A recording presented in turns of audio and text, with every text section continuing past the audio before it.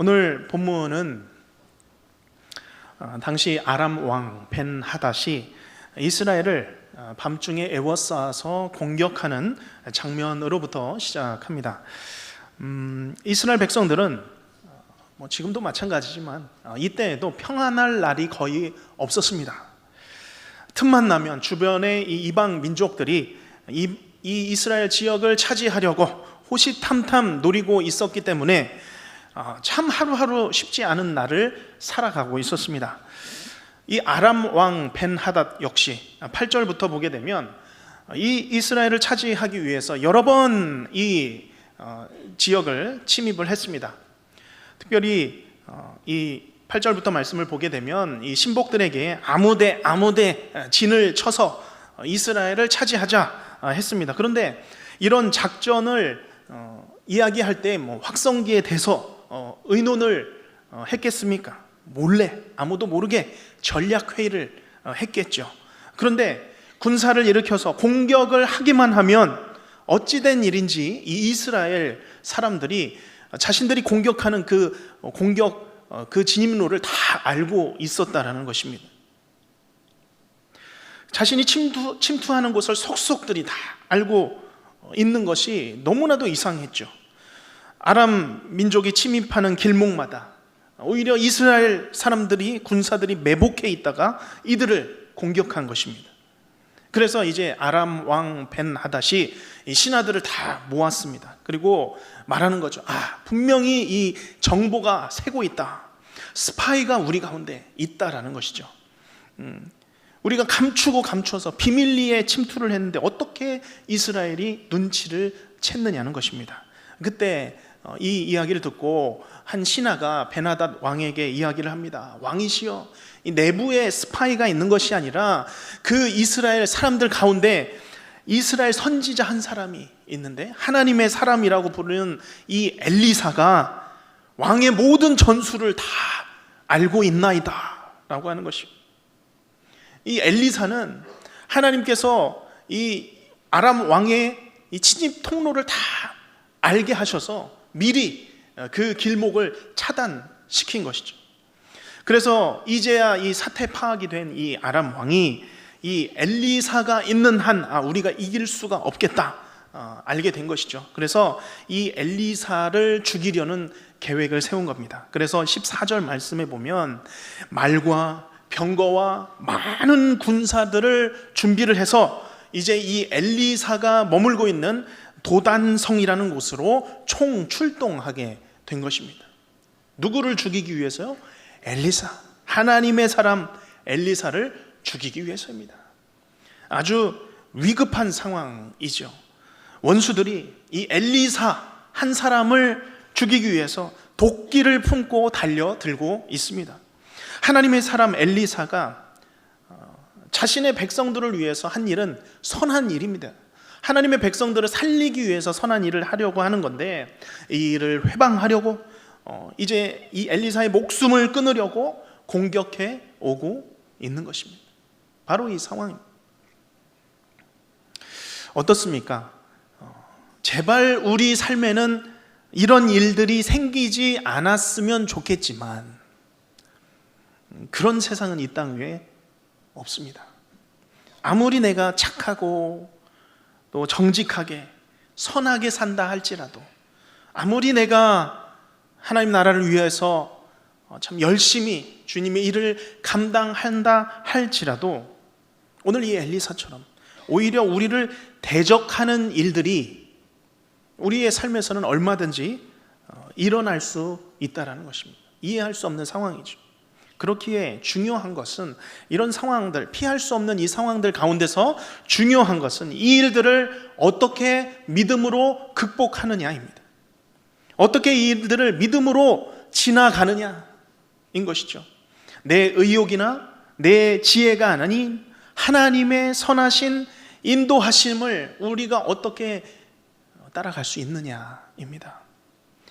이를 해결해내는 그런 긍정적인 사고방식이 아니라 우연이나 행운에 의해서 그저 지나가는 것이 아니라 주께서 열어주시는 그 길, 하나님께서 그 열어주시는 그 길을 어떻게 우리가 믿음으로 오늘도 발걸음을 꾹꾹 밟으면서 믿음으로 걸어갈 수 있느냐?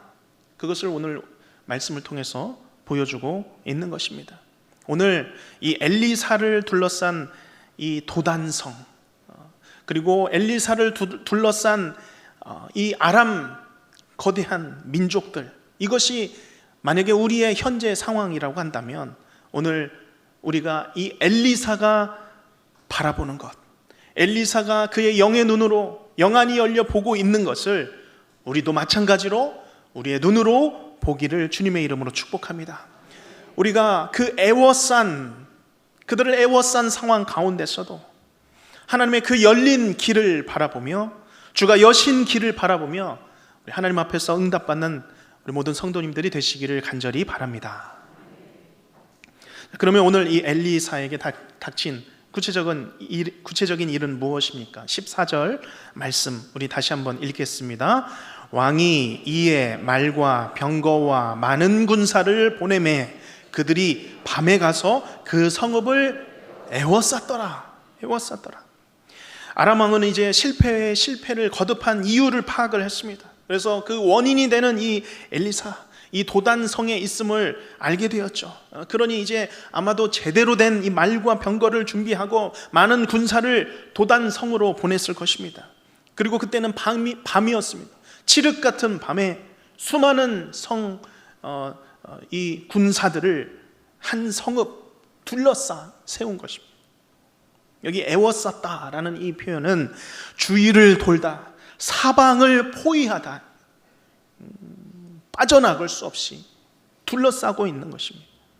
엘리사가 있는 그 성을 돌면서 혹시 성 안에서 이 엘리사가 빠져나오지 못하도록 포위하고 있는 모습입니다. 한 나라의 이 군사들이 이렇게 한 성을 포위할 때에는 제대로 정복하기 위해서 마음을 먹었을 때입니다. 이렇게 이 적군의 군대가 사방으로 새카맣게 온 주위를 포위하고 있으면 그 자체가 공포일 것입니다. 위협입니다. 그저 포위하고 있기만 해도 수일 내에 식량 부족, 물 부족으로 결국 항복을 받아낼 수도 있는 그런 상황인 것이죠. 지금 이런 상황 가운데 이스라엘 민족이 처해 있는 것입니다. 성도님들 이렇게 신방을 하거나 또 기도를 받으시는 그런 분들의 그런 당한 일들을 이야기들을 들어보면 마치 오늘 이 도단성을 둘러싼 아람의 군대와 같은 그런 상황에 처한 분들이 참 많습니다. 정말 생명의 위협을 느낄 만큼 그런 위협들이 목까지 차 들어온 그런 일들이 우리의 삶에 정말 상상치도 못한 그러한 때에, 예기치 않은 때에 찾아온다라는 것이죠. 갑자기 건강의 위협이 누구도 손쓸 수 없이 찾아오게 됩니다. 언젠가부터 안 되던 사업이었는데 이제 완전히 주저앉게 되는 그런 상황에 처해 있는 분도 계십니다. 갚아야 될 이 빚더미가 언덕 더미를 넘어 태산처럼 쌓여져 가고 있습니다. 자녀들의 건강, 때로는 그 앞길이, 또한 이 가족 간의 이 관계에 있어서 비상 신호가 뜨고 가정의 해체 위기가 찾아오는 것이죠. 그래서 우리가 잘 알고 있는 욥이 있지 않습니까? 욥이라 하면 얼마나 많은 고난을 당한 사람입니까? 욥은 욥기 19장 6절에서 자신의 고난에 대해서 이렇게 표현하고 있습니다. 하나님이 나를 억울하게 하시고 자기 그물로 나를 애워싸신 줄을 알아야 할지니라. 욥이 얼마나 자기가 당한 일이 힘들고 고단했으면, 오죽하면 이렇게 고백했겠습니까? 하나님이 나를 억울하게 만드셨다. 하나님이 그물로 나를 둘러치셔서 나를 애워쌌구나. 옥죄어 오는 것이죠. 오늘 이 일을 당하고 있는 엘리사의 종이 등장하는데, 이 엘리사의 종, 이 사환도 같은 마음입니다. 15절 말씀이죠. 15절 말씀 제가 먼저 읽겠습니다. 하나님의 사람의 사환이, 이 종이 일찍 일어나서 나가보니 어떻습니까? 군사와 말과 병거가 성읍을 에워쌌는지라. 그의 사환이 엘리사에게 말하되, 우리 이 부분을 같이 한번 읽어보겠습니다. 시작. 아, 네 주여, 우리가 어찌하리까 하니. 아멘. 이 하나님의 사람은 엘리사의 종이죠. 게하시일 수 있지만 또 아닐 수도 있습니다.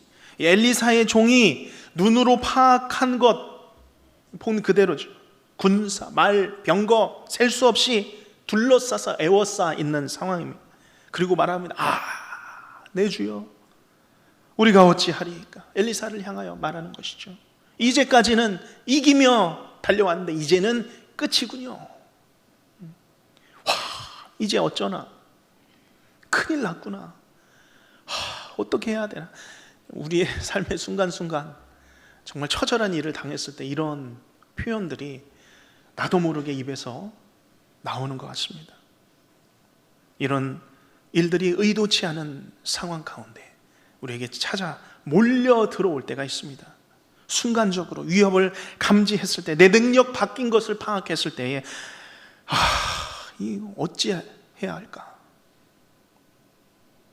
그런데 누구나 다 아마 이 엘리사의 종과 같은 그런 반응할 것입니다. 그러나 오늘 이 하나님의 사람 엘리사만은 다릅니다. 다른 것을 보고 있었습니다. 다른 반응이죠. 우리 16절, 17절 말씀, 제가 먼저 16절 읽겠습니다. 대답하되 두려워하지 말라. 두려워하지 말라. 우리와 함께 한 자가 그들과 함께 한 자보다 많으니라. 많으니라 하고 17절 같이 읽겠습니다. 기도하여 이르되 여호와여, 원하건대 그의 눈을 열어서 보게 하옵소서 하니 여호와께서 그 청년의 눈을 여심해 그가 보니 불말과 불병거가 산에 가득하여 엘리사를 둘렀더라. 아멘. 아멘. 엘리사의 반응 태연하죠.